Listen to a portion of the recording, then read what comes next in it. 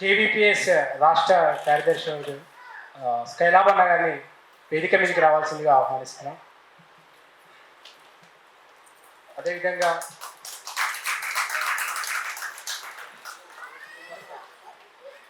People production party వ్యవస్థాపకులు సదానంద రెడ్డి గారిని మాట్లాడాల్సింది.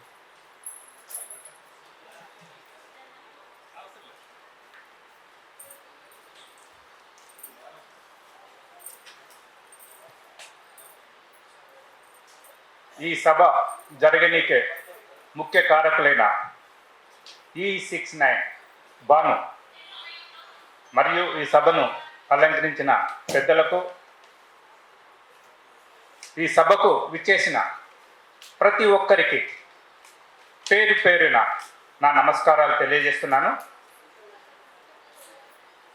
ఈ E69 చాలామందికి తెలియకపోవచ్చు. అదేవిధంగా ఈ ఛానల్ ఎట్లయితే తెలియదో నేను కూడా చాలామందికి తెలియదు.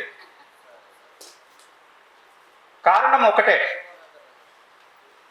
నేను గత 30 సంవత్సరాలు ప్రభుత్వ ఉద్యోగంలో ఉన్నాను. ప్రభుత్వ ఉద్యోగములో తృప్తి లేక నేను బయటకు వచ్చి సమాజాన్ని సక్రమ మార్గంలోకి నడిపించే ఒక అణువును కావాలని నేను బయటికి రావడం జరిగింది. ఎట్లయితే సమాజానికి 4 పాదాలు ఎట్లయితే అవసరమో ఆ 4 పాదాలలో నేను ఒక పాదం కావాలని నిర్ణయించుకొని బ్రతుకు తెరువును వదిలిపెట్టి జీవితంలోకి ఎంటర్ అయ్యాను.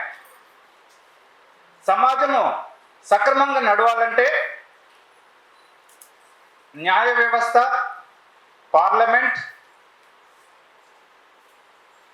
కార్యనిర్వాహక వ్యవస్థ, మీడియా వ్యవస్థ, ఈ 4 వ్యవస్థలు సక్రమ మార్గంలో ఉంటేనే ఈ సమాజము సక్రమంగా ముందుకు పోగలదు. అయితే ప్రస్తుతము 3 వ్యవస్థలు కుళ్ళి కంపు కొడుతున్నాయి. ముఖ్యంగా న్యాయ వ్యవస్థ కూడాను చాలా భ్రష్టు పట్టుపోయింది. ఇక పార్లమెంట్ గురించి మీకు ప్రత్యేకంగా చెప్పే అవసరం లేదు.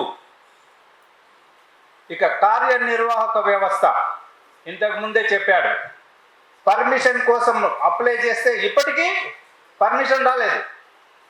రీజన్ ఒకటే, అవినీతి, స్వార్థం, మోసం, చులకన భావం, అవిశ్వాసం, ఇలా చెప్పుకుంటూ పోతే ఎన్నో ఆలోచనలు ఉన్నాయి. ఏ వ్యవస్థ అయినా సక్రమంగా ముందుకు వెళ్ళాలంటే ఆ వ్యవస్థపై విశ్వాసం ఉండాలి. ఆ వ్యవస్థలో ఉన్న ప్రతి ఒక్కరూ ఆత్మీయతలతో జీవించాలి.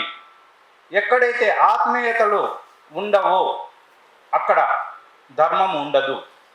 ఆత్మీయతలు లేని వ్యవస్థ ఎప్పుడు కూలిపోతుందో ఎవరూ చెప్పలేరు. ఇప్పుడు ప్రస్తుతము ఈ సమాజాన్ని నడిపిస్తున్నది డబ్బు మాత్రమే. డబ్బు లేనిది మనము బయటికి కాలు పెట్టలేము.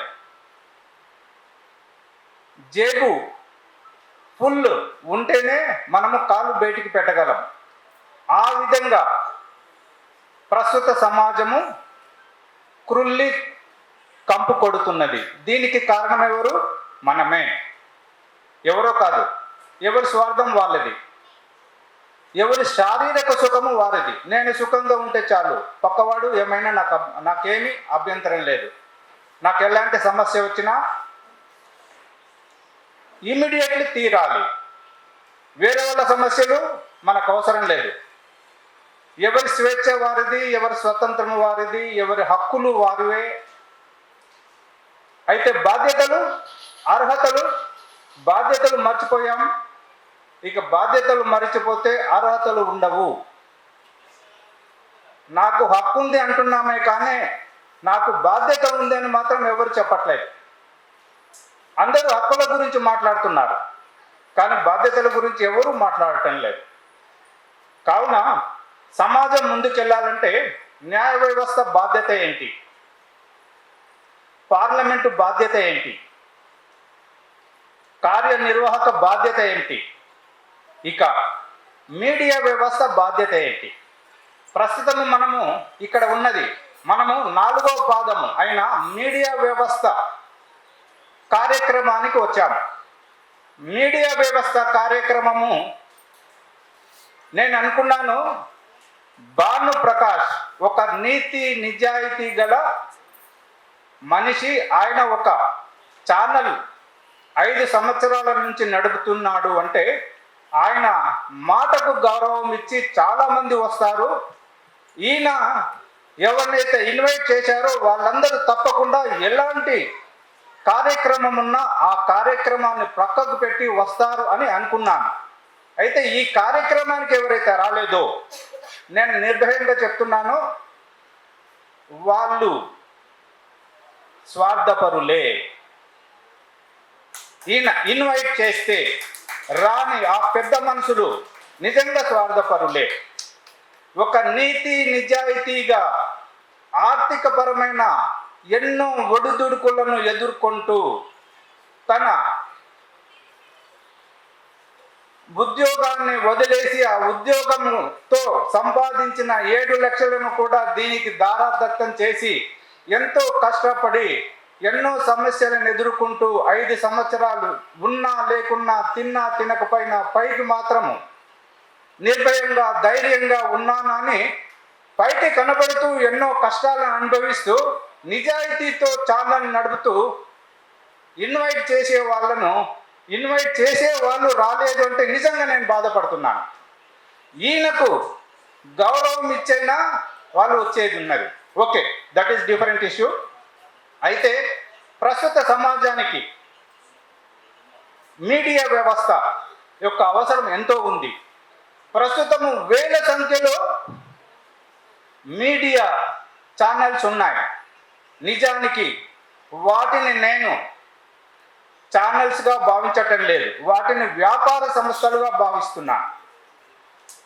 నిజాయితీగా నిజాలను వెలికి తీయని ఏ ఛానల్ అయినా సరే, ఏ ప్రింట్ మీడియా, ఏ ఎలక్ట్రానిక్ మీడియా అయినా సరే, అవి సమాజానికి చీడ పురుగులే. వార్తలను నిస్సంకోచంగా నిజాలను బయట పెట్టని ఏ ఛానల్ అయినా సరే, ఏ ప్రింట్ మీడియా, ఏ ఎలక్ట్రానిక్ మీడియా అయినా సరే, వాటిని నేను మీడియా సంస్థలుగా భావించను.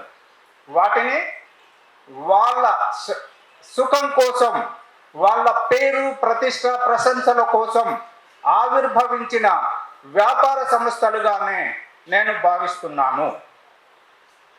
ఇక్కడికి విచ్చేసిన ప్రతి ఒక్కరికి నేను విన్నవించుకోవడం ఏమంటే, ఇలాంటి ఛానల్ను మనము ముందుకు తీసుకెళ్దాం. ఇలాంటి ఛానల్ను మనము సమాజానికి పరిచయం చేద్దాం.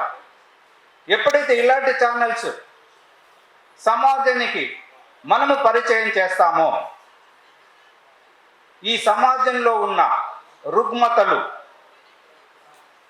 దూరం అవుతాయి. ఈ సమాజానికి పట్టిన చీడ పురుగులు కూడా మెల్లమెల్లగా తప్పుకుంటారు. కావున ఇలాంటి ఛానల్ను మనము వెన్నుదన్నై మన చిటికన వేలును అందించి ముందుకు తీసుకెళ్దాం. అందులో నేను ఒక అణువునవుతాను, నేను ఒక కాంతి కిరణాన్ని అవుతాను అని చెప్తూ ముగిస్తున్నాను. ధన్యవాదాలు. ధన్యవాదాలండి. ఇప్పుడు వైద్య ఆరోగ్య విషయం, ఆవాజ్